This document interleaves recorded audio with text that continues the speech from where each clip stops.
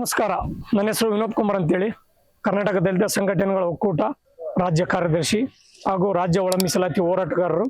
ಈ ದಿನ ಹೇಳಕ್ಕೆ ಇಷ್ಟಪಡೋದೇನೆಂದ್ರೆ, ಇಡೀ ದೇಶಾದ್ಯಂತ ಏನು ಮೀಸಲಾತಿ ಹಠಾವ್ ಆಂದೋಲನ ಏನು ಕೆಲವು ವಿರೋಧಿಗಳನ್ನು ಏನು ಇನ್ಸ್ಟಾಗ್ರಾಮ್ನಲ್ಲಿ ಪೇಜ್ ಕ್ರಿಯೇಟ್ ಮಾಡಿ ದಿನಕ್ಕೆ ಕ್ರಿಯೇಟ್ ಮಾಡ್ತಾ ಇದ್ದಾರೆ. ಅವ್ರಿಗೆ ನಾನು ನೇರವಾಗಿ ಹೇಳಕ್ ಇಷ್ಟಪಡೋದೇನಪ್ಪ ಅಂದ್ರೆ, ತಾವುಗಳು ಮೀಸಲಾತಿ ತೆಗೀರಿ ಅಂತ ಹೇಳಿ ತಾವೇನು ಹೇಳ್ತಾ ಇದೀರಲ್ಲ, ಅದಕ್ಕೆ ನಂದು ಸಹಮತ ಇದೆ. ಫಸ್ಟ್ ಎಲ್ಲಿಂದ ಆಗ್ಬೇಕಂದ್ರೆ EWS ಎಕನಾಮಿಕಲ್ ವೀಕರ್ ಸೆಕ್ಷನ್ ನಿಂದ ತಮ್ದು ಆಗ್ಲಿ, ಅಲ್ಲಿಂದ ಅವ್ರದ್ದು ಫಸ್ಟ್ ತೆಗಿರಿ, ಆಮೇಲೆ ನಮ್ಮದು ನೋಡೋಣ. ಯಾಕಂತ ಈ ದೇಶದಾಗಲಿ ಇರೋದು ಬರೀ 3%. ಅವರು EWS ಮೀಸಲಾತಿ 10% ತಗೊಂತಿದ್ದಾರೆ. ಅವರು ಈ ನಮ್ಮ ದೇಶದಲ್ಲಿ ಬರೀ 3% ಇದ್ದಾರೆ, ಅವ್ರು 10% ತಗೊಂತಿದ್ದಾರೆ. ನಾವು 70% ಇದ್ರೂ ನಾವು ಬರೀ 15% ಮೀಸಲಾತಿ ತಗೊಂತ ಇದೀವಿ. ಇವಾಗ ಮತ್ತೆ ಇನ್ನೊಂದು 2% ಹೆಚ್ಚಿ ಮಾಡ್ರೆ 17% ಏನು ಹೆಚ್ಚಿ ಮಾಡಿದ್ದಾರೆ. 17 ನಾವು ತಗೊಂತ ಇದೀವಿ. ನಾವು ನಮ್ಮಲ್ಲಿ ಇರತಕ್ಕಂಥ ಜನಸಂಖ್ಯೆ ಹೇಳಕ್ ಇಷ್ಟಪಡ್ದೆ ಅಂದ್ರೆ 60 ಲಕ್ಷ ನಾವು ಇದೀವಿ ಈ ನಮ್ಮ ಕರ್ನಾಟಕದಲ್ಲಿ. ಅದರಲ್ಲಿ 101 ಕ್ಯಾಸ್ಟ್ ಬರ್ತಾ ಇದ್ದೇವೆ. ನಮ್ಮ SC ಒಳಗಡೆನೆ, ST ಒಳಗಡೆನೆ 7% ಮೀಸಲಾತಿ ಇದೆ. ಅಲ್ಲಿ 66 ಕ್ಯಾಸ್ಟ್ ST ಬರ್ತಿದ್ದೇವೆ, ಅವರಿಗೆ 7% ಇದೆ.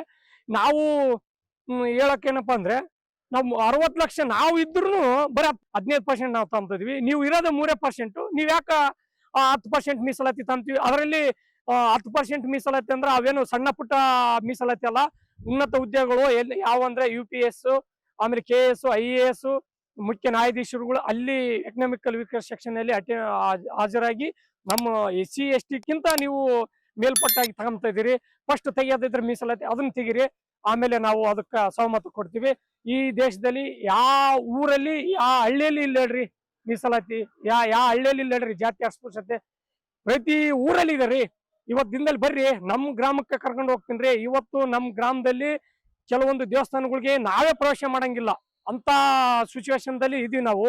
ಮತ್ತೆ ಅಸ್ಪೃಶ್ಯತೆ ಹೋಟೆಲ್ ಸರಿಯಾಗಿ ಸಹ ನಮ್ ಜೊತೆಗೆ ಅವ್ರು ಕುಂದ್ರಲ್ರಿ. ಒಂದು ಪ್ಲೇಟು, ಇವಾಗ ಅವಾಗೆಲ್ಲ ಪ್ಲೇಟ್ ಇದ್ದು, ಇವಾಗೆಲ್ಲ ಪ್ಲಾಸ್ಟಿಕ್ ಪೇಪರು ಕವರ್ ಬಂದಿದೆ, ಅದ್ರ ಮೇಲೆ ಊಟ ನಮ್ಗೆ ಹೊರಗೆ ಕೊಡ್ತಾರೆ, ಗ್ಲಾಸ್ ಕೊಡ್ತಾರೆ. ಅಂತ ಕಾಲದಲ್ಲಿ ನಾವ್ ಇನ್ನೂ ಬದುಕ್ತಾ ಇದೀವಿ ಅಂದ್ರೆ ಅದು ನೀವು ಹೆಂಗ ಹೇಳಂದ್ರೆ, ಸುಮ್ಮನೆ ಮೀಸಲಾತಿ ಹಠ ಅನ್ಕೊಂಡ್ ನೀವು ನಿಮ್ ತಲೆಗೆ ಏನ್ ಬರ್ತದೆ ಅದ್ ಮಾಡ್ಕೆ ಅಂತ ಹೋಗ್ತದ್ರಿ. ಇದು ನಿಮ್ ತಲೆಯಲ್ಲಿ ಹುಟ್ಟಿರೋದಲ್ಲ, ಇದು 3% ಜನಗಳಲ್ಲಿ ತಲೆ ಹುಟ್ಟಿರತಕ್ಕಂತ ಮೈಂಡ್ ಅದನ್ನ ನಿಮ್ ಮುಖಾಂತರ ಆಗ್ತದ್ರೆ. ನಾನ್ ನೇರವಾಗಿ ಹೇಳಕ್ ಇಷ್ಟಪಡ್ತೀನಿ, ನೀವು ಈ ರಿಸರ್ವೇಶನ್ ಹಠಾವೋ ಆಂದೋಲನ ಇಲ್ಲಿಗೆ ನಿಂದಿಸಿದ್ರ ನಾವು ಸುಮ್ಮನಿರ್ತೀವಿ. ನಾವು ಭೀಮನ ಮಕ್ಕಳು, ನಾವು ಬೀದಿಗಿಳಿದೀವಿ ಅಂದ್ರೆ ನೀವ್ ಯಾರು ಇರೋದಲ್ಲ, ನೀವು ನಿಮ್ ದೇಶಗಳಿಗೆ ಓಡಬೇಕಾಗ್ತದೆ. ಇದು ನೇರವಾಗಿ ಎಚ್ಚರಿಕೆ ಕೊಡ್ತಾ ಇದೀನಿ. ಇದು ರಿಸರ್ವೇಶನ್ ಎಂಬುದು ಏನು ಬರೇ ನಮಗೆ ಮೂಲಭೂತ ಹಕ್ಕು, ಮತ್ತೆ ನಮಗೆ ಬರ್ಕೊಟ್ರಂತಂದೇನಿಲ್ಲ. ಈ ದೇಶದಾಗ ಪ್ರತಿಯೊಬ್ಬ ಅವನು ಏನು ತಾಯಿ ಗರ್ಭದಲ್ಲಿಂದ ಹಿಡಿದು ಅವನಿಗೆಲ್ಲಾ ಪೌಷ್ಟಿಕಾಂಶಗಳಿಂದ ಹಿಡಿದು ಅವನು ಸಾಯೋವರೆಗೂ ಮೀಸಲಾತಿ ಎಲ್ಲಾ ಜಾತಿಯವರು ತಗೊಂತಾರೆ. ಯಾರು ತಗೊಂತಲ್ಲ ಹೇಳ್ರಿ ಇವತ್ತಿನ ದಿನದಲ್ಲಿ? SC ತಾಂತಾರೆ, ST ತಾಂತಾರೆ, OBC ತಾಂತಾರೆ, ಜನರಲ್ ತಾಂತಿದ್ದಾರೆ. ಎಲ್ಲರೂ ಜಾತಿ ಅನುಗುಣವಾಗಿ, ಜನಸಂಖ್ಯೆ ಅನುಗುಣವಾಗಿ ಮೀಸಲಾತಿಯನ್ನು ಹಂಚ್ಕೊಂಡ್ ಬರ್ತಾ ಇದ್ದಾರೆ. ಇಡೀ ದೇಶದಂತ ಎಲ್ಲಾ ವರ್ಗಗಳಿಗೆ, ಎಲ್ಲಾ ಧರ್ಮಗಳಿಗೆ ಕೂಡ ಮೀಸಲಾತಿ ಇದೆ. ಯಾವ್ದಿಲ್ಲ ಹೇಳ್ರಿ? ನಿಮ್ಗೆ ತಲೆಗೆ ಏನೇನ್ ತಿಳಿತೆ ಅದ್ ನಂಗೆ ಹೇಳ್ಬಿಡದ ರಿಸರ್ವೇಶನ್ ಹಠಾವ್ ಅಂತ ಹೇಳಿ. ಇವತ್ ದಿನದಲ್ಲಿ ಬರ್ರಿ, ನಾವು ಇನ್ನು ಇದುವರೆಗೆ ಆತು ಚಪ್ರದಾಗ ಬದುಕ್ತಾ ಇದೀವಿ. ನಮಗೆ ಸರಿಯಾಗಿ ಇದೇನೋ ಅಕ್ಕಿ ಗೋರ್ಮೆಂಟ್ ಲಿಂದ ಕೊಡೋಂತ ಅಕ್ಕಿದಾಗ ನಾವು ಜೀವನ ಮಾಡ್ತಾ ಇದೀವಿ. ನೀವ್ ಎಲ್ರಿ ಮಾಡ್ತಾ ಇದೀರಿ? ಸೋನಾ ಮಸೂರಕ್ಕೆ ಬಾಸ್ಮತಿ ರೈಸ್ ಖಾಲಿಗೆ ಹೋಗಿರಿ ನೀವು. ನಾವು ಗೋರ್ಮೆಂಟ್ ಕೊಡೋ ಅಕ್ಕಿದಲ್ಲಿ ನಾವು ಬದುಕ್ತಾ ಇದೀವ್ರಿ. ನೀವು ರಿಸರ್ವೇಶನ್ ಹಠಾವೋ ಅಂಬೋದ್ರಲ್ಲಿ ಏನು ವ್ಯತ್ಯಾಸ ಇಲ್ಲ. ನಮಗೆ ಇನ್ನ ಬರ್ಬೇಕಂದ್ರೆ ಇನ್ನ 20 ವರ್ಷ ಬೇಕೇ ಬೇಕು. ನಾವು ನಿಮ್ಮಂಗೆ ಸಹಪಂಥಿಗಳಾಗಿ ನಾವು ನಿಮ್ ಜೊತೆ ಈಕ್ವಲ್ ಆಗಿ ಆಗ್ಬೇಕಂದ್ರೆ ಇನ್ನ ಒಂದು 20 ವರ್ಷ ಬೇಕೇ ಬೇಕು. ಇದು ಮೀಸಲಾತಿ ಎಂಬುದು ನಮಗೆ ಸಮಾನತೆಯಾಗಿ ಅಸ್ಪೃಶ್ಯತೆಯಿಂದ ಮೇಲೆ ಎದ್ದು ನಾವು ನಿಮ್ಮಂಗೆ ಬದುಕ್ಬೇಕು, ನಾವು ನಿಮ್ಮಂಗೆ ಇರಬೇಕು, ನಾವು ನಿಮ್ಮಂಗೆ ಕಾರ್ ತಗೊಬೇಕು, ನಾವು ನಿಮ್ಮಂಗೆ ನ್ಯಾಯಾಧೀಶರುಗಳಾಗಬೇಕು, ನಾವು ನಿಮ್ಮಂಗೆ MLA MP, ನಾವು ನಿಮ್ಮಂಗೆ ದೊಡ್ಡ ಇಂಡಸ್ಟ್ರಿಯಲ್ಗಳಿಗೆ ಆಗ್ಬೇಕು. ಇವತ್ತಿನ ದಿನದಲ್ಲಿ ಒಬ್ಬ SC ST ಯಾರಾದ್ರೂ ಇಂಡಸ್ಟ್ರಿಯಲ್ ಓನರ್ ಇದಾರ ತೋರ್ಸಿ ಹೋಗ್ಲಿ. ಜ್ಯುವೆಲರ್ಸ್ ಬಂಗಾರ ಅಂಗಡಿ ಯಾರನ್ನ ಇಟ್ಟಿದಾರ? ನಮ್ಮರು ಒಬ್ರು ಇಟ್ಟಿಲ್ಲ.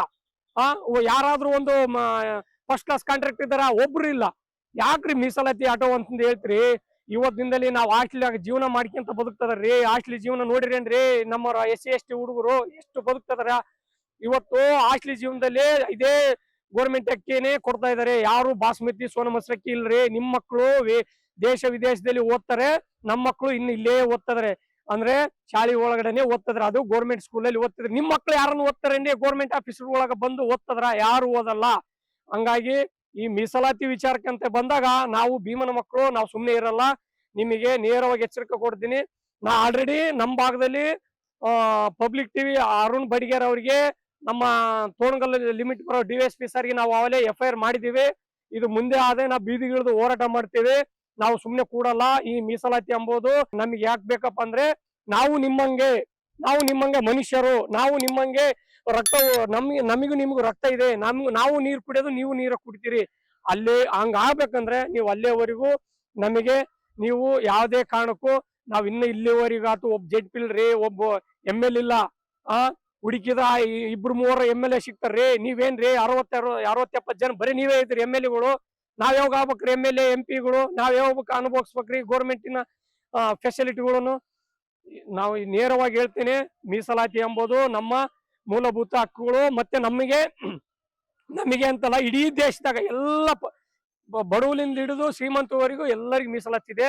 ಈ ಮೀಸಲಾತಿ ವಿಚಾರಕ್ಕೆ ದಯಮಾಡಿ ಫೇಸ್ಬುಕ್, ವಾಟ್ಸಪ್ ಯಾರು ಶೇರ್ ಮಾಡ್ತೀರಿ, ಯಾರು ನಮಗೆ ಮೀಸಲಾತಿ ಅಟೋ ಅಂತ ಹೇಳ್ತೀರಿ, ಅವ್ರು ನೇರವಾಗಿ ಅವ್ರಿಗೆ ನಾವು FIR ಹರಿಸಿ ಮತ್ತೆ ನಾವು ಬೀದಿಗಿಳಿದು ಅವ್ರ ವಿರುದ್ಧನೇ ಹೋರಾಟ ಮಾಡಕ ಹೇಳಕ್ ಇಷ್ಟಪಡ್ತೀನಿ. ನಮಸ್ಕಾರ. ಜೈ ಭೀಮ್.